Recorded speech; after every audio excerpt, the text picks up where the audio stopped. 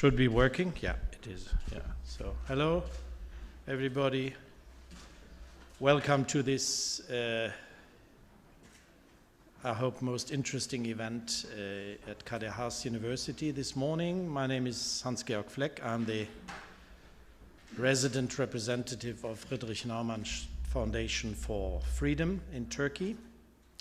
Friedrich Naumann Foundation is, and that is the main message from my side to you this morning, Friedrich Naumann Foundation is not the organizer, just the facilitator. The organizer of this event is, as you see, behind me and on the other side, still there, the European Liberal Forum.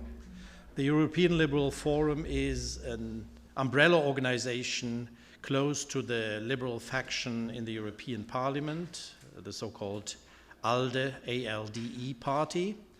And this umbrella organization consists of roughly 36 think tanks, civic education organizations in almost every member state of the European Union. And thanks to the funds of the European Parliament, the European Liberal Forum is able to organize events all over Europe. I think on this day we have 3 or 4 events in other European cities ongoing. So it's a very rich program. You can, of course, Google European Liberal Forum and you will find a lot of information about this umbrella organization. Thanks for being with us this morning. Thanks to our moderators, because we will have 2. Soli Özel is bound to leave soon, and we will have a second moderator. And thanks, of course, especially to our lecturers, which will inform us about our main topic. And this morning I got the impression that we might have defined the topic a bit too ambiguous. Of course, we are aware that there is a difference between Greece and Turkey with regard to the relations to the EU. Greece is a member of the EU and is close to Europe by definition, you might say. Whether it is still the case in the upcoming months, we will see, but to this very day, Greece is very close to the European Union in all regards. Turkey is still hopefully on the way to Europe, but we thought that this topic, the way we defined it, is quite a good idea with regard to Turkish foreign policy, Greek foreign policy, and the our overarching topic of European integration of Turkey. So that's from my side. I hope you enjoy our session this morning, and please, Soli, take the floor.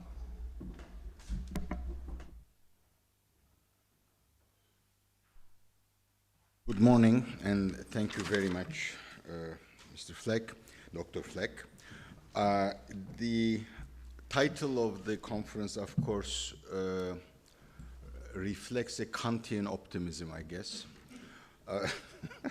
As you said in passing, yes, Greece may be by definition European, but whether it will be so, it will remain European, whether it will be a European Union country or whether it will be a Eurozone country, is now a hot debate. And I guess the Turks have just suspended their desire to become a member of the European Union until after they take care of their own domestic problems, to which the Europeans had contributed their fair share, in my judgment.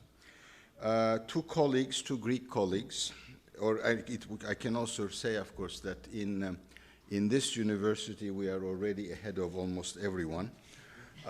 Since in a very small department we have 2 Greek colleagues, which we're very happy to have with us. They will first be presenting elite views on Turkey in Greece, and then we will have our discussions with the esteemed Ambassador Volkan Vural and even more esteemed President of Kadir Has, Mustafa Aydın, and certainly more esteemed than the others, Dr. Silvia Tiryaki. That's for sure. Huh? Because I'm in pink and Oh, yes. Okay, so please go ahead.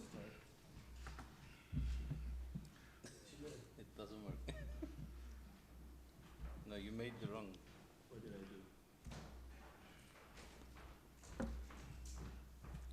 Okay.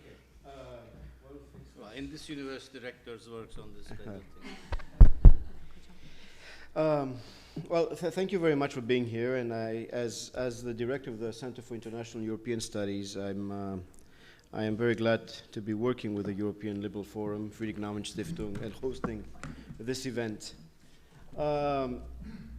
Now, we'll start off. We talked about this. My colleague Kostas Ifandis and I, together with another colleague, another Greek, Andreas Kotelis, who happens to be at Zirve University, we had done a research study. It's okay, I can see. A research study last year on Greek elite perceptions towards Turkey. And I want to present briefly some of the results of that study because I think it's very interesting in terms of maybe our discussion today. We will only be presenting some aspects of the study. I mean, the rationale was that we took a period, a 2008 period, which is the beginning of the economic crisis in Greece, and that how has the impact of the economic crisis had an effect on Greek perceptions in general about foreign policy and about Greek-Turkish relations. Well, as you see on the slide, these are just some of the rationale behind this. And the study was meant to clarify the national role conceptions of the Greek political elite, to assess the power of the national conceptions variable, to explain whether the financial crisis has been instrumental in affecting perceptions towards Turkey, and the context revolves around Greece's downgraded status and prestige, and basically also around Turkey's, excuse me. It's talking. Around Turkey's regional emergence and new geopolitical confidence. I mean, that's how at least we had seen it at the time we had applied. It was something else was going on. So the methodology is we looked at 6 different categories of elites: political elite, military elite, diplomatic elite, academic elite, media elite, and business elite.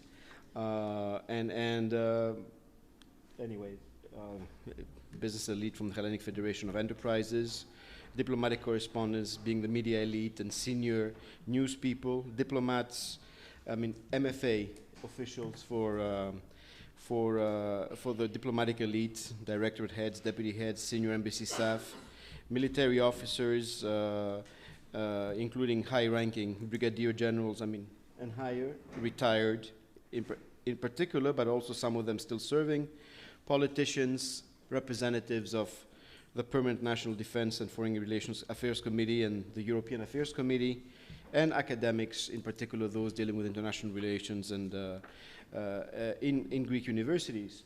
And we actually prepared a survey, closed-ended survey of about 29 questions, where it was sent out to about 522 people, and we had about a 42% response rate across the elites. And there were 3 sets of questions in our survey: Greece's role in the international arena and its influence on the international system and issues of foreign policy was about a third of the questions. The second set of questions had to do with Turkey and Turkish foreign policy, and the third set of questions, which I will talk about today, about Greek-Turkish relations.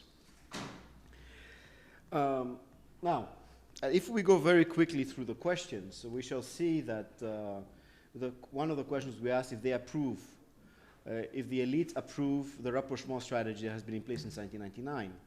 And we can see that there is agreement to this high agreement for rapprochement among 63.5% of the elite,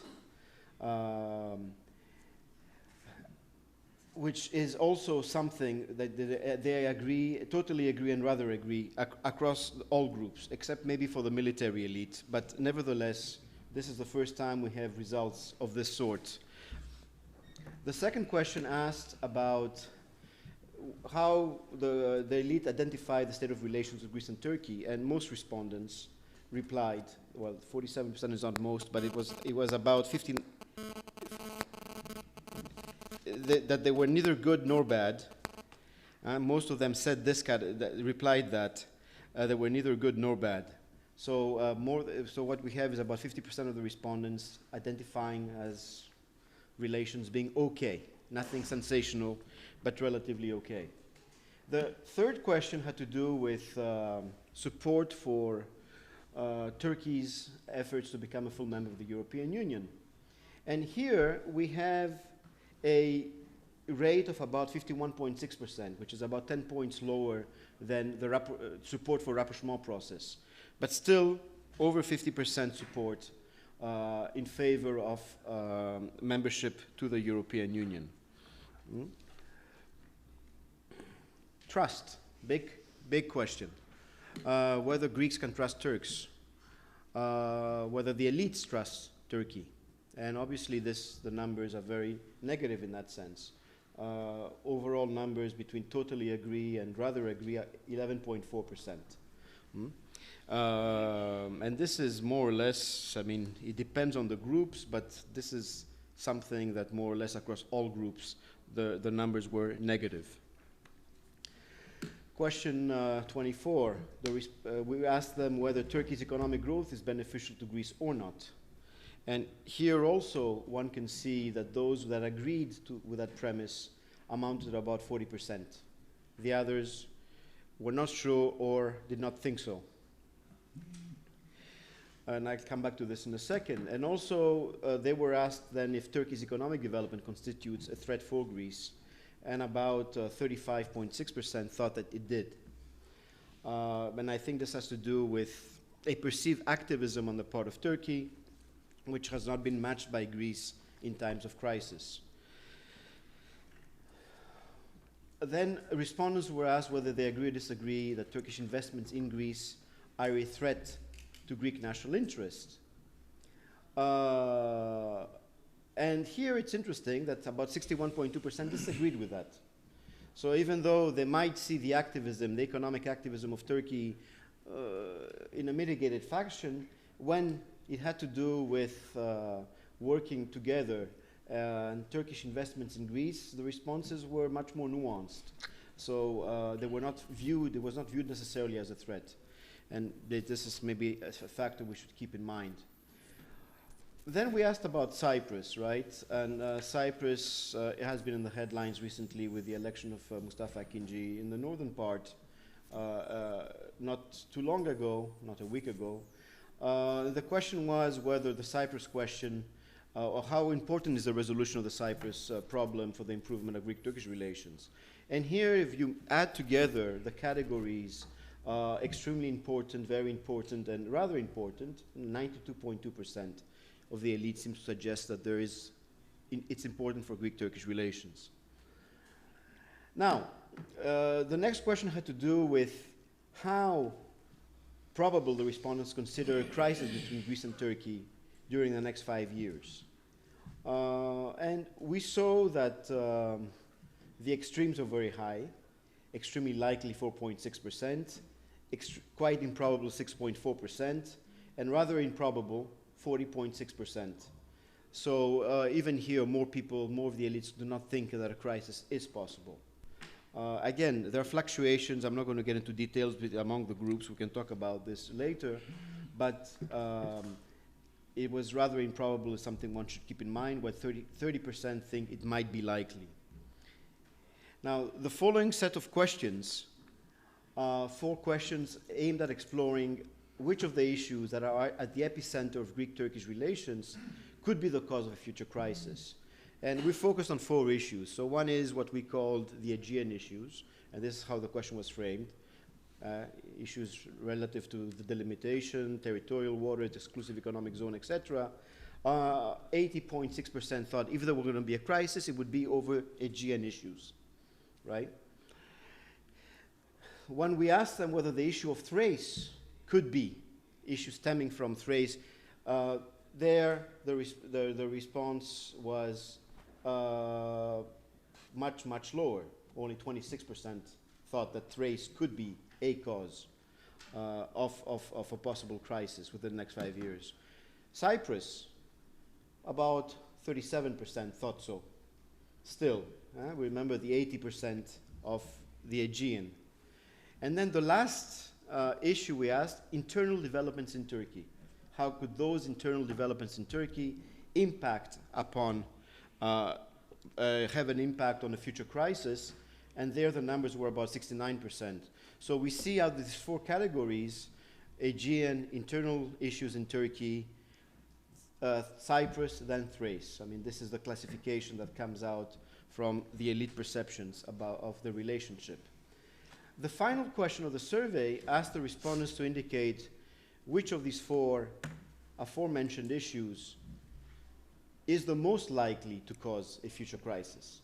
Before they were all asked separately. Here they're put together. And again, Aegean issues was higher, while Cyprus and Thrace were relatively low. So these were the sets of questions that we asked of Greek-Turkish relations and how elites perceive this. Now, let me just talk a little bit about certain assumptions that we've come up based on our survey results. The first is that regarding the post-1999 rapprochement process, a process which I never tire of saying has brought me here, has brought my colleague Kostas here, my colleague Maria here. I mean, there is something to say as part of this process, as at least for us as Greek academics working in Turkish universities. So there seems to be an acceptance of this, and this is the first time there's hard data available supporting this change in Greece's foreign policy towards Turkey. While we still have, I said this is, I've written on the slide, it's considered, characterized at times as one of appeasement, concessionary, or even as an act of treason. It still is, in part by many, but nevertheless, there's a solid mass of elites that seem to think that this is good. Again, positive support for around 51%, as I said previously, for Greek-Turkish rapprochement, for Turkey's entry, support of Turkey's entry into the European Union, which I'll get back to this in a second, but it's something to keep in mind that also that factor is important because this has been also the backbone of Greek foreign policy vis-à-vis Turkey. Rapprochement, and I think it also alludes to the question of our event today. Rapprochement for Greece has also meant bringing Turkey closer to the European Union. Now, what is striking is, of course, the result, the data, that Turkey cannot be trusted. And this is an elite perception which seems to be very strong across the board. Obviously, academic elite do not think so much, but political elite, military elite, and others do seem to think so. And this is having an impact on further progress in our relations. Now, the answers to the question concerning trusts are also contradictory when compared to the answers about the threat perception from Turkey. So the threat perception is lower than one would assume by looking at the trust levels. And this is something which we should also consider. And also, likewise, when we talk about Turkish investment or Turkey's economic growth, when it comes to Greece, it's not considered to be as problematic as it is Turkey's ambitions to become a trading state or trading power elsewhere. Special mention regarding Cyprus. So the vast majority here, 70% was 2 categories, 99.2%, the 3 categories that I mentioned above, consider this to be important. But I should say here, let me just get to my slide because I'm getting ahead of myself. So they show, I mean, so maybe given maybe the start of a renewed process, peace process on the island is something we should keep in mind. Here I have categories, let me skip this. assumptions on the basis of elite categories. But I want to raise a few issues at the end, food for thought based on these results, and then give the floor to my colleagues. Yes, the high consensus in favor of rapprochement. I spoke about this. The 50+%, not 60+% support for Turkey's full accession to the EU. And the fact that Turkey relations is neither good or bad. The relevance of the Cyprus issue to the improvement of Greek-Turkish relations. The low perception, the threat perception, or the perception of low possibility of crisis, something to be factored in. The categorization, if a hot crisis were to occur, where the Aegean, which is also where the crux of efforts between Greece and Turkey have been. I think we are now in 58th, 59th round of exploratory talks between the two countries at foreign ministry level. So it's something to keep in mind. Now, the issue of trust. And this is something maybe we could discuss. The issue of trust, of lack thereof, and how to deal with it. I mean, one argument has been, yes, we are in the midst of a rapprochement process. It has its ups and downs. It means relations are neither good nor bad. They're there. The two sides talk. I just told you that about 59 rounds of exploratory talks between the two foreign ministries. Growing interrelations, growing interconnections, people-to-people contacts, and so on.